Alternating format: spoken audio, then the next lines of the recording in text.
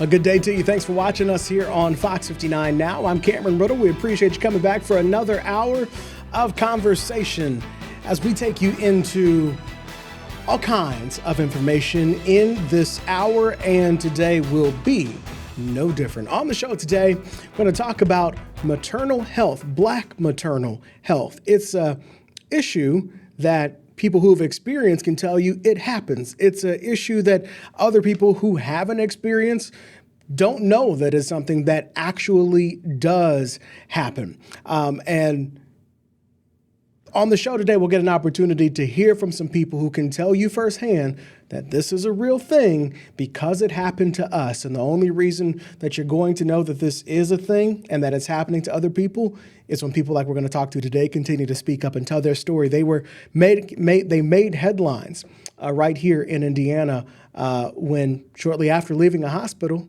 their baby was born just about 8 minutes after being told, you're not having a baby. And so the question remains on this topic is, would that have happened if they were a different skin color? Would they have happened? Would they have listened if they looked a different way? A lot of people say, hey, this thing happened to me. So if you're not familiar with stories like this, let's take you into the reality of a couple who's with us. They are on our live feed right now. This is Leon and Mercedes. Mr. and Mrs. Wells here are mom and dad, but they are advocates for Black women, Black mothers, Black maternal health because of what happened to them. I would like for you guys to describe the story as people might have read those headlines, baby born shortly after leaving Indiana hospital. Take us there. Thank you for being with us and telling your story. Yeah, thank you for having us. Thank you so much for having us. Absolutely. So I'm going to give a short summary of what happened just so you guys can see what is going on in America today. We went to the hospital. We were prepared to have our baby. Leading up until that day, we were, excited. We were planning everything. This was a planned child. We knew I was in active labor that morning. We decided to wait until I was down to about 20 to 15 minutes with my contractions. And by the time we got down to that number, I was on a work trip with my husband. Of course, he did not want to leave me at home, so I did go with him. And the nearest hospital to us on the way home to Illinois was Crown Point, Indiana. It was in Crown Point, Indiana. So we went to that hospital and we did not feel welcomed. After many times of asking to stay, the nurse just came to the conclusion that I was not in active labor. I never seen a doctor, and I asked to stay. I asked to see the doctor. She said that the doctor already had decided to discharge me. And 8 minutes later, my husband had to help me deliver our child, bring our child into this world. We were on the expressway. It was very unsanitary. And it just speaks to the fact that we, as Black people in America, we face a lot of dismissal. Even though we're showing the signs are there. The nurse palpated my baby's head. My water had broken. The the ultrasound tech even checked me to make sure that the baby was head down and ready to come out. And she said that the baby's head was down. And it was time, that it was very, very near that I would be having the child. And still, I was ignored by the nurse and I never saw a doctor. So it's just something that we've realized that is so common. And it's gut wrenching to realize that we're 3 to 4 times more likely to die of childbirth in America and our babies dying before the age of 1 because of being ignored. Something so simple, something that can change, something that we know could be changed. So that's why we're partnering with hospitals to make a difference. You guys had your baby 8 minutes after you left the hospital on the side of the road in the car, and that's not the car that you're in right now, but on the side of the road in a car. How did that compare to the rest of your pregnancy? Because in reality, the people that you were going to see at Crown Point. You didn't know them. They didn't know you. That wasn't your doctor. That's not where you had been going for the last 9 months. Was that the first time in your pregnancy that you felt unlistened to, unheard, and had problems? Absolutely. It was the first time. And you know what? A lot of people tell me that they've had experiences like that over time. And that was for me the first. Dad, what was that like for you? As we were talking, I had a baby just about a year before you all did. And that was my first child. And when you go to those doctor's appointments, you find out there's really not a whole lot that you can do as dad, but to be there and comfort and try to assist. Childbirth is dangerous. Mom goes through a lot. There's lots of things that can go wrong with the body, and all you can do is try to listen to as much information as you can, really, just in case you have to deliver that baby yourself. Was there anything that you had been through that day that got you prepared for what you ultimately went through? Honestly, my mind was not prepared, but God gave me the abilities. It was definitely a tough moment for me. It was definitely something I did not expect. My last kids, I almost fainted in the hospital. Like I couldn't look down there. But this one, I just wanted to make sure my wife was safe and my baby was safe. And I just, God gave me the ability to spring into action. I mean, it was me and my wife against the world. We even called 911, and 911 was no assist to us at all. So when you had your baby Alina, Yeah. she came out 100% by you. There was nobody, no ambulance or anything has showed up by then. No, not at all. We had to drive 30 minutes to the next hospital. We refused to go back there.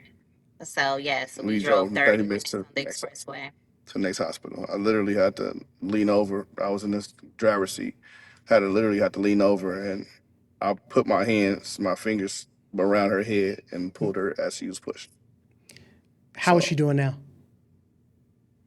She's a she's happy, amazing, healthy baby. We're amazing. blessed. Been laughing since 3 months. So 2 months. 2 months. Good. It's been laughing and giggling since 2 months. So she's definitely different, and she's a miracle baby. She's definitely super happy. If you smile at her, she's smiling back. So Yeah. She'd be what, just over 6 months, right? I she's about to be just super 6 months. fine. About to be Yeah, 6 she's 6 months months. on the 16th.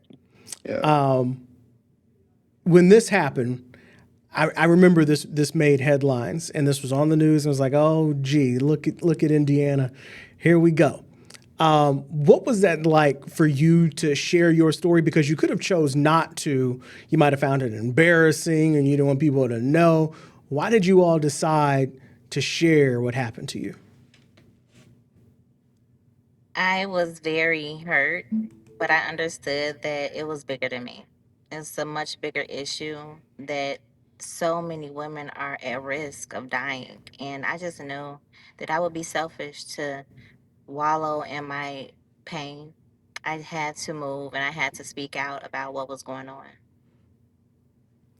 It's funny because as I was thinking back to your guys' story, and one of the reasons that I went with my wife to her doctor's appointments was to help listen and help advocate for her if I needed to. But she wanted a black doctor, and she had a black woman doctor, and so for her, she really felt like that made all the difference for somebody to listen to her. However, when we went to the hospital, the original nurse, whoever takes you in, said that the baby wasn't coming, actually.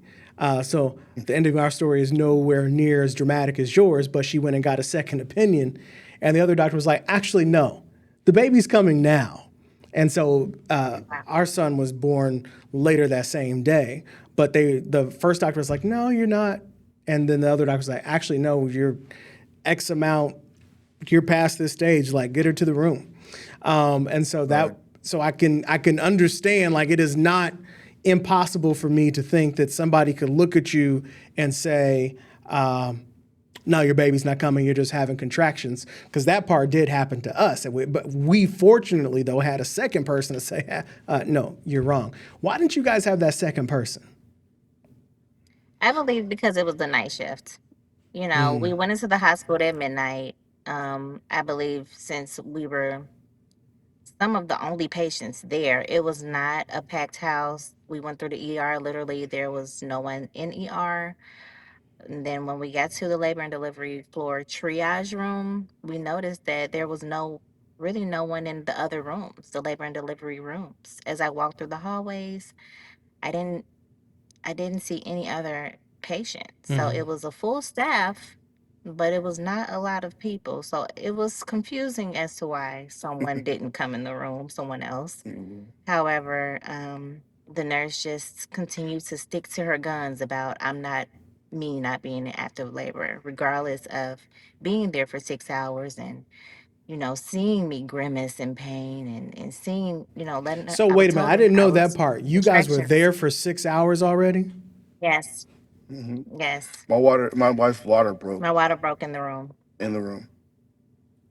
It was at the nurses stations. They had blankets on. They had the lights dim. They didn't want to work. Yeah. It was just it was plain. And then they asked us to leave. I had to ask for a wheelchair. I couldn't even. They wouldn't even wheel a wheelchair to my wife's room, and she couldn't even walk. So I had to ask for a wheelchair. It was just It was no cruelty to compassion. the utmost. It was and it seemed like we moving backwards in this Black maternal health. This is that happened in 2025, and it's still happening right now in 2026. It's Oh, it's getting worse. it's And that's why we're continuously trying to make a change.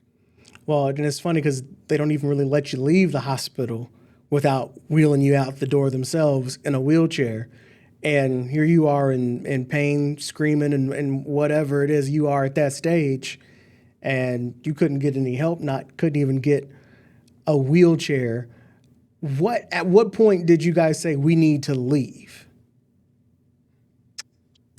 For me, it was when she told me, we have to discharge you. I asked, is that policy? Do I have to leave? Because I don't feel comfortable leaving. Oh, wait, so She they still kicked laid you the, out.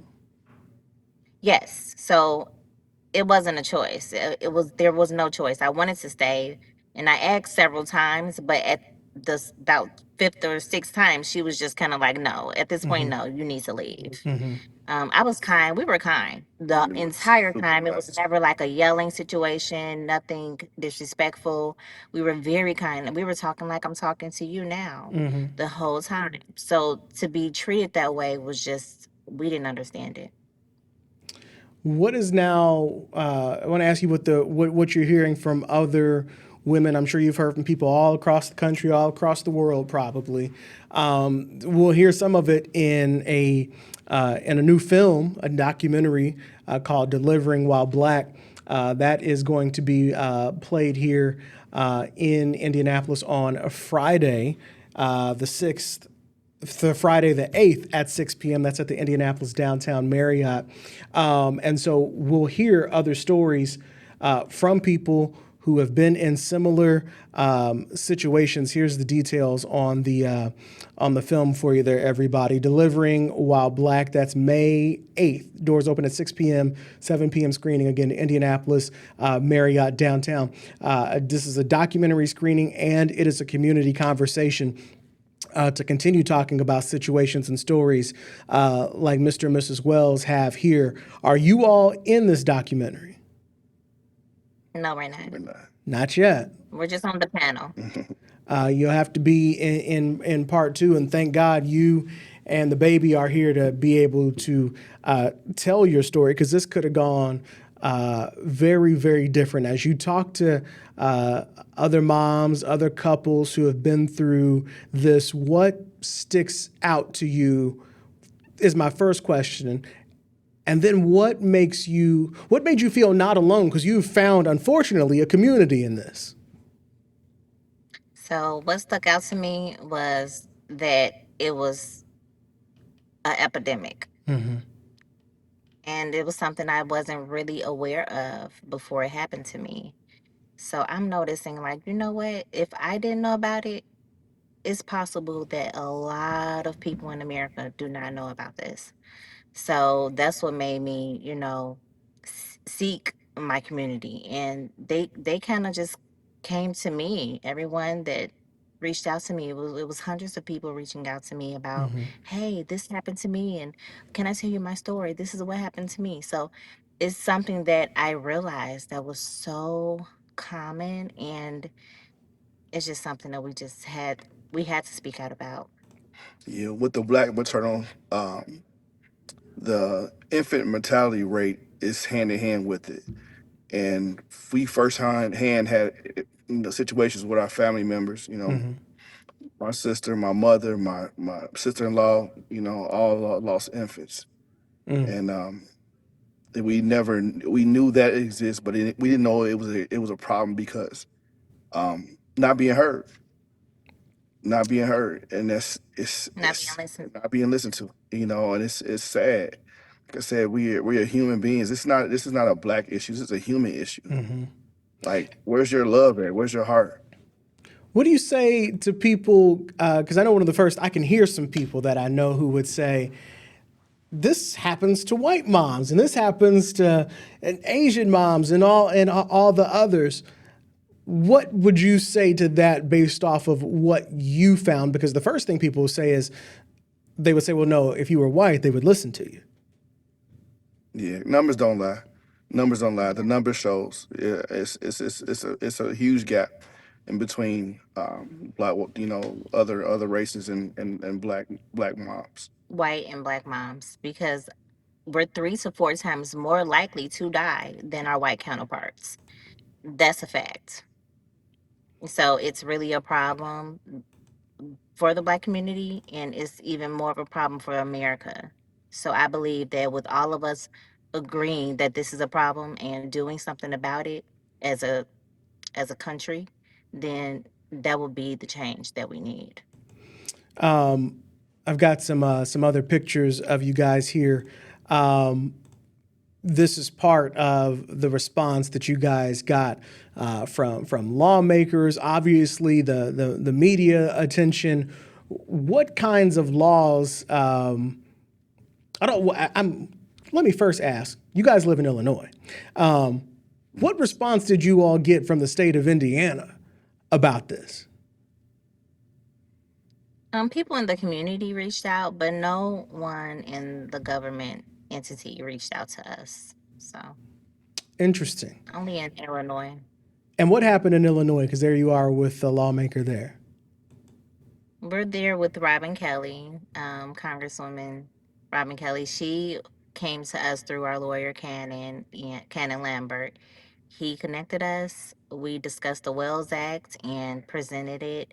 And it's something that we know will make a difference.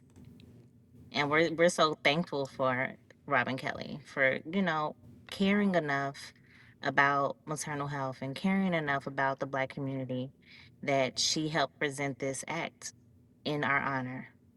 And we will forever be grateful to her. Well, I want to play a little bit. I want to play the trailer that everybody's going to be able to see on a preview of what you'll be able to see on Friday, and then the panel conversation, which you all will be at. Let's hear some of the stories that we'll see. And I heard the worst words I think I could ever hear. I'm so sorry, Couture. There's no heartbeat. You don't wake up in the morning and say, I'm going to treat this patient differently because of the color of their skin. But sometimes you do, and we need to figure out why. We undervalue certain people groups. And so Black women, unfortunately, at this time are way down at the bottom of our list of important people. All throughout those prenatal appointments, I was like, look, doctor, I think something's wrong. She was like, nope, it's just your fear of COVID. I'm like, no, I'm not feeling him move as much. A lot of times, Black patients, Black birthing patients feel like nobody listens to me. Nobody hears me. Nobody knows what's going on. She was like, because you know what? Your fears were right. Had that doctor listened to you, we probably could have caught this, and Amir would have been here. First, get our systems to value Black parenting persons, Black people in general. Let's just start there. But Black birthing persons in particular, we won't be able to move the needle. Because we all want to do the right thing. That's a preview of what you'll see on Friday and the conversation. Again, that is at the Marriott Indianapolis downtown. Let me find that graphic one more time. We'll flash that up for everybody so that you can see that. The director, you'll hear from some folks from Indianapolis who know a thing or two about the maternal health issues that we're having. Dr. Nicole Carey from Indianapolis, she'll be there as part of this panel as well. There it is. Again, that's May 8th. Doors open at 6, 7 p.m. screening, Indianapolis Marriott downtown, Delivering While Black. As you all watch this this documentary, it is highlighting the stories of Black mothers. I wonder now, because obviously this took some time to put together, I wonder now in this world of 2026 that we're living in where you can't use the word, you can't do anything DEI, anything diversity, equity, and inclusion. It felt like there was a time when this topic was actually taken seriously. That's why you start making this documentary. But now in this time that we're in,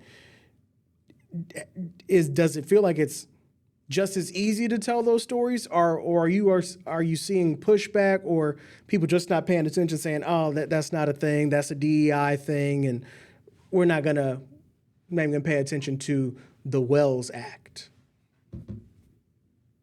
Yeah, I mean, like you said, the community, it's been created already. We're here.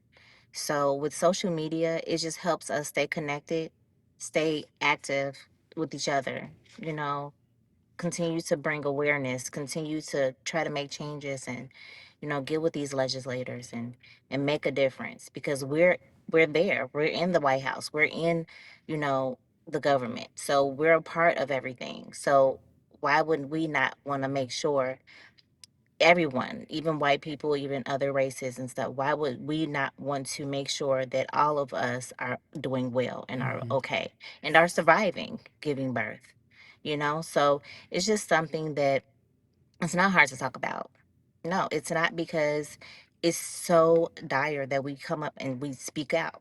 It's so important that everyone cares about the situation. And piggybacking off of what my wife just said, um, even in different countries, we're the worst. We're one of the worst. Swedish is 70% more likely not to, have a awesome experience and a survival rate than us. And that's black and white. So it's a American issue. It's not. It's definitely, we're not getting ignored, but it's something that needs to be changed inside the hospital settings. Tell us. Go ahead. The healthcare industry is people that's supposed to care, and it's a lack of care. It's not all of them, care like they should, and that's a big problem. We're just about out of time, but tell us about the Wells Act, what it is you are trying to do, and who's helping you to do it. So Robin Kelly is helping us to make a change and to, bring this act to law. Stands for Women Expansion for Labor and Learning Act, and it's just so important that this is passed. So we need everyone to go to their representatives and push for the Wells Act to be pushed into law, and everyone to just call their representative because. I think we lost them. Everybody. Hang tight. As you see, they are there on the go. And let's see if they come back here in a second. We were just getting ready to wrap up because we were out of time anyway. But if they're able to connect with us again, I'll bring them back on so we can say goodbye to you. But here real quick, the Black Maternal Health. there are the details. That's the documentary. I'll see if they jump back on here because we're getting ready to roll out of here anyway. But this is a topic, as you can see, that affects a lot of people. And you'll hear from a number of people who are going to be on this panel. Let's see if I'm able to do a little something here. Let's see, this is what happens. You get to do a little live engineering on the fly here. So I'll give you the details real quick. There we'll have Amanda Rostick. Oh, I think they're coming back in. We might have them back. Amanda Rostick is the filmmaker of Delivering While Black. Mercedes and Leon, who you saw right there. Dr. Nicole Carey from here in Indianapolis, the founder of Indie Equity Collaborative and Just Community. Tamara Winfrey Harris, the president of the Women's Foundation of Indiana. Dr. Lauren Dungy, the sister, Poitras, OBGYN, and it will be moderated by a good friend of mine, Kona Williams, who is the Chief Marketing Officer of Reels and Roots. We thank everybody for their time with this one. We are out of time now. We hit time. It's all good. Again, I give you the details of where you can go see this screening this weekend coming up on Friday. Let's see. Where did it go? I don't know where it went. All right. Hey, look. Let's see. Here is the details. Delivering While Black, the maternal health crisis. That is May 8th, 6 p.m., Indianapolis Marriott, downtown. All right, that's going to do it for this edition of In Conversation with Cameron Riddle. I appreciate talking with the Wells family. Good last name. To be able to spell something, make an acronym out of that, unfortunately, based off of what happened to them. All right. Keeping you updated as we always do with everything happening in and around Indianapolis. Thanks for watching us here on Fox 59 Now. We'll see you guys on another hour, and I will talk to you Sunday morning on my radio show, Open Lines, that airs at 8 a.m. on Hot 100.9 and 106.7 WTLC. Until we talk on another show at another time on another day, have a good day.